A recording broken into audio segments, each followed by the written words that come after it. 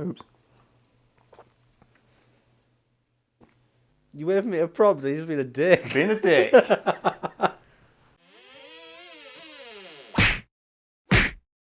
As I have explained in multiple articles across the internet and on the website this channel is based on, Bruce Lee was a frankly astonishing human being, capable of feats that some would consider superhuman. I'm not going to talk about any of that today. Today I'm talking about the fact Bruce Lee was nobody's goddamn sidekick.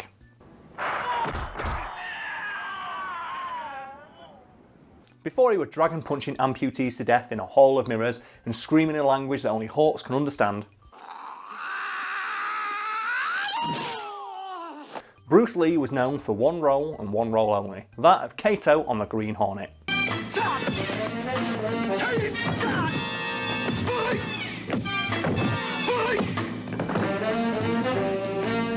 For anyone unfamiliar with the Green Hornet, he's basically a discount Batman that solves crimes with punches to the back of the head, a bulletproof car, and various gadgets, while wearing a cool hat. Originally starting life as a radio show, the Green Hornet has expanded to all forms of media, including a TV show, which we're going to discuss today because it starred Bruce fucking Lee. How did Bruce Lee get the job? He got the job because he was sick awesome at martial arts, and you will put a clip of this in because people don't believe this when I tell them, and I can't normally show them the clip because I'm talking to them in person. Bruce Lee got the job because he went for an interview and he showed them his martial arts prowess. During that interview and audition, Bruce Lee throws a punch so fast, the guy in front of him can't see it and doesn't react to it in any way whatsoever. It's actually amazing.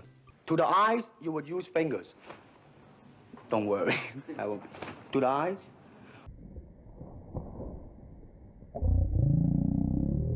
We'll get to the meat of this article in a bit, but I need to talk about a fact that blew my fucking mind when I found it out about Bruce Lee. Have you ever heard the rumour that they had to slow all his movements down in his films because they were too fast? I've heard it somewhere. Yeah, that's not true. What the actual story is that the first time Bruce Lee showed up to film the Green Hornet, they filmed all his fight scenes and they watched them back later, and he punched so fast that his punches didn't register on camera. And you've just watched that clip at home of him throwing a punch so fast you can barely see it. So imagine a fight scene full of them. And a quote from Bruce Lee at the time was, they watched the footage back and it was just me standing still and people falling over in front of him because the cameras literally could not record quick enough to capture his movements. So what he had to do, Bruce Lee had to slow down, and then that footage was slowed down. So they didn't slow the footage down, they slowed it down twice after Bruce Lee limited his own power. Oh my god! You hear that rumour and you think, that's ridiculous. There was no way he punched that fast that they had to slow the footage down. It's like, no, he punched that fast the footage didn't capture it at all. He had to slow down to appear on the footage in the first place, and then they slowed that down. Oh my god! There is the finger jab. There is the punch. There is the back fist, and then low. You can just see the blur of his face. In fact, that's what it looked like on camera. It was him stood as Kato in the hat and the mask and the suit like that. People would walk up to him, you'd see a blur and then fall over. And I think that's a much cooler idea. I think they should have left that footage in and just said, Kato's got psychic powers.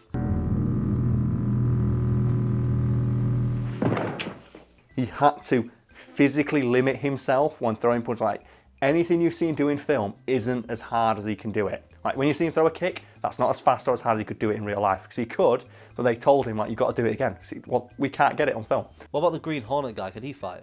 I think he had some boxing experience and limited martial arts experience, but nowhere near the level of Bruce Lee, which made it really hilarious to watch the show and see the Green Hornet, the guy the show's named after, like dispatching enemies like lazy haymakers and gadgets, and then Bruce Lee as Kato walks in and just like delivers like a 30-hit combo to some guy's liver.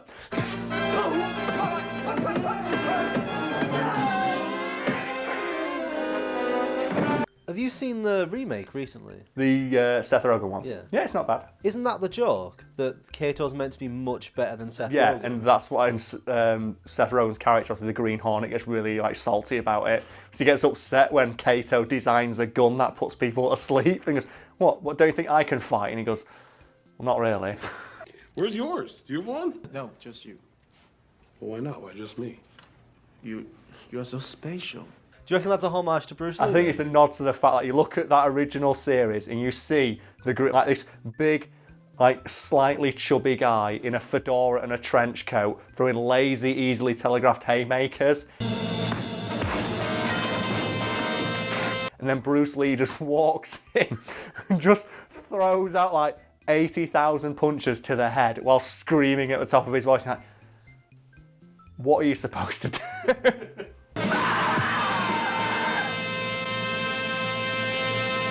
You'd rather fight the other guy. This one's like you walk into a room, it's like, oh, you could fight my sidekick. It's like, no thanks. No, I'll fight the guy with a gun. It's like the fact that people are equally scared of these two men when one of them can kick your head off and the other one is just this overweight guy in a trench coat.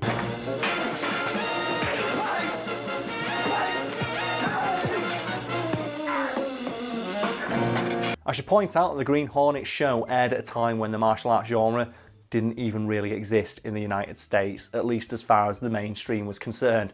So people watching Bruce Lee were astounded at what he was actually doing on screen, and millions of people would tune into the Green Hornet every week just to see how KO was going to wreck someone's shit that episode.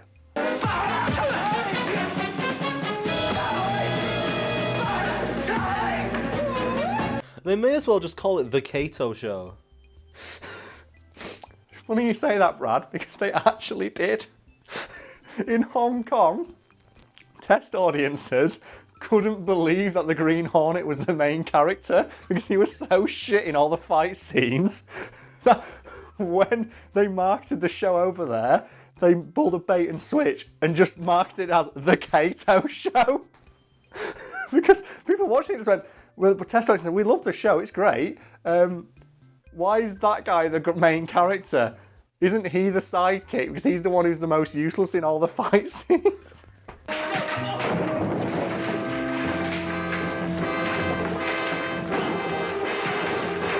Oh god, imagine being so shit in your own show that you get demoted in another country. That's how good Bruce Lee was. They renamed the TV show and relegated the guy it was named after to second billing just to put him in charge. Oh, so good. Can you imagine if they did that with any... Like, imagine if people watching Batman and Robin... like, this aired at the same time as 1960s era Adam West Batman. Imagine if like they carted that over to, I don't know, here, from America, and British test audience went, why isn't Robin in charge? And they called it The Robin Show. That's how ridiculous this idea was. Like, he was the sidekick. He was like, he had no lines. He'd just stand there, look menacing, and beat up people every episode. And he's in, like, he had 5 minutes of action and everything. And people are like, that 5 minutes is the best 5 minutes of the entire fucking show. Why is he not in charge? So they put him in charge. Oh, go Bruce Lee. Yeah. My absolute favourite Green Hornet clip is the one where there's a police officer. Because the whole point of the Green Hornet is that they're anti-heroes. Like, they pretend to be bad guys so they can infiltrate the real criminals and then take them down from within. But so they maintain a public guise of being criminals, so they have to fight the police, but they usually dispatch them non-lethally. And there's a scene in that show where an ordinary policeman is like investigating a crime, and Kato runs out of nowhere and he goes, "Wah!" Just beats the shit out of this police officer. Come on out with your hands up! Imagine, like, getting the shit beaten out of you by Bruce Lee. Like, that police officer is on sick leave for the next 8 months. When they ask him what happened, I don't know. It was just a tornado of fists, and then suddenly I felt my ribs puncture my heart. Bruce Lee could probably punch hard enough to alter your DNA. So just generations down the line, one of your ancestors spontaneously gets a broken rib. I fucking love Bruce Lee. There are about 6 more articles on the website waiting to be turned into videos about Bruce Lee. One of my most popular articles of all time is about Bruce Lee for top 10s, and I believe they turned it into a video, and it's now their most popular video they've ever done. 10 ways Bruce Lee is superhuman. That was one of the things that like sparked my love of just how ridiculous a man he was. That was one of the best things I've ever. I still contend that's the best article I've ever written.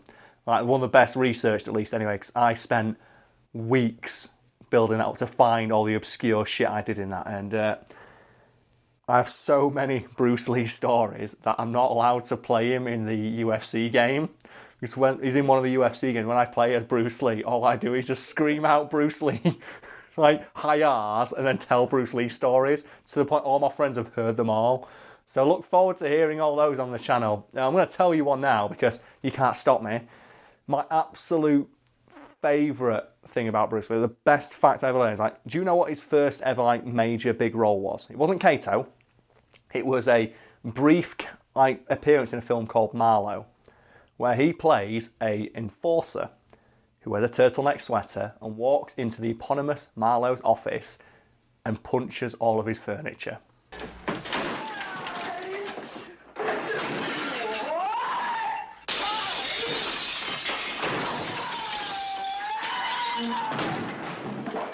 Bruce Lee walks in, says, I am here on behalf of my boss, I am here to intimidate you, and just karate chops all of the stuff in his office and then leaves through a door that he just kicked to death.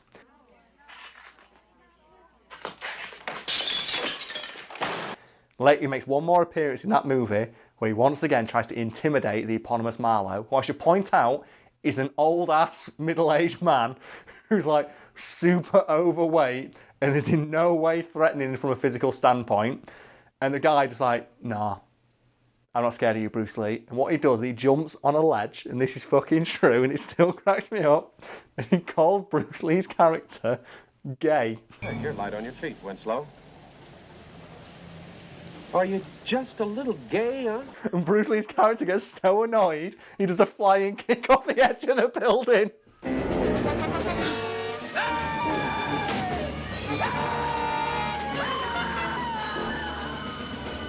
Bruce Lee's first appearance in any Western media was playing a mob enforcer who jumps off a building doing a flying kick because a middle-aged man calls him gay.